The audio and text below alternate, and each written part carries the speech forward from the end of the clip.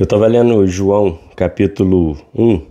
Na verdade, estava lendo a história dos discípulos, né? Como Jesus chama os discípulos, cada um deles, e fui comparando as versões dos evangelhos. E eu me deparei com uma versão bem interessante e com uma história que a gente não para pensar às vezes quais são as implicações dela, porque em todas as vezes que a gente vê os discípulos, ou eles já são os chamados, ou a gente já conhece a história dos 12 discípulos, dos 12 apóstolos, que depois se tornam 11, e aí escolhe-se mais um através de sorteio. Mas eu fui pesquisar a história do primeiro, de André, um que a gente sabe bastante coisa dele, visto os outros. Porque existem discípulos que a gente até sabe muita coisa deles, mas a maioria deles a gente não sabe quase nada. De André a gente sabe algumas coisas. Ele tinha um irmão lá no meio dos 12, ele tinha amizade entre eles, porque muitas vezes André figura no núcleo ali de Pedro, Tiago e João, e ele era irmão de Pedro, mas a gente às vezes não para pensar naquilo que diz lá em João, capítulo 1, que foi André o primeiro discípulo chamado. E André é chamado, e logo depois que ele se torna discípulo de Jesus, ele leva o irmão dele para conhecer Jesus.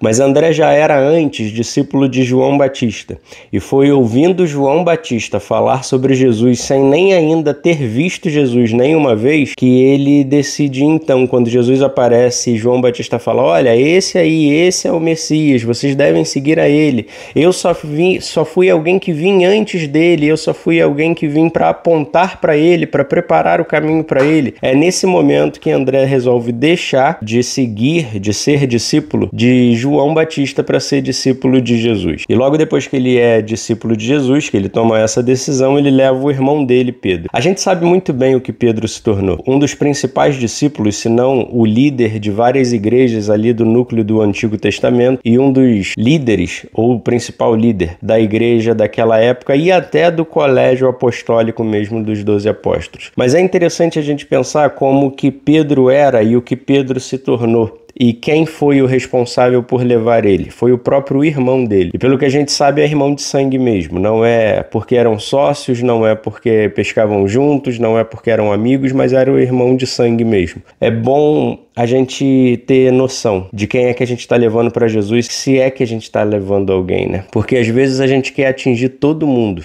e os da nossa própria casa, os de pertinho da gente ficam esquecidos. A gente quer atingir o pessoal do trabalho, quer atingir o pessoal de outro país, quer fazer missão em outro lugar. Tudo isso é bom, é válido, deve ser feito, precisa urgentemente ser feito de forma muito atenta e muito dedicada. Mas existe gente perto da gente que a gente precisa levar para Jesus. E mesmo que a gente pense, mas esse aí não tem jeito, mas esse aí vai acrescentar o quê? Mas esse aí... A gente não pode pensar isso. A gente não leva discípulo para Jesus pensando no que ele vai se tornar. A gente leva discípulo para Jesus para que ele se torne só isso mesmo. Discípulo de Jesus. O que ele vai fazer a partir daquilo não é problema nosso. Não somos nós que controlamos. E Pedro tem essa experiência com Jesus a partir de André. Mas existe muita gente que tem experiência com Jesus a partir de André. Foi André que, junto com Filipe, apresenta os gregos a Jesus e a presença de Jesus para os gregos também.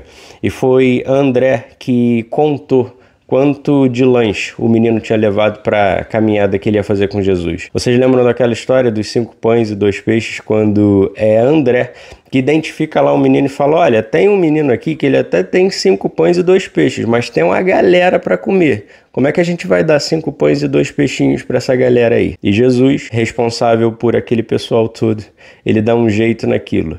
Mas é André que leva o menino ao encontro de Jesus e Jesus ao encontro do menino. Nós só precisamos ser ponte. Só precisamos ser ponte para as pessoas irem até Jesus. O que elas vão fazer desse encontro e o que Jesus vai fazer a partir da vida delas, a gente não sabe, a gente não tem controle. A gente só foi chamado para ser ponte entre um e outro. Foi o que André fez, é o que nós devemos fazer também, ser ponte entre Jesus e as pessoas. E se elas vão se tornar grandes ou pequenas, se elas vão ser importantes ou não, o importante mesmo é que elas vão conhecer o Salvador da vida delas. É isso que a gente precisa fazer. A gente se vê em breve.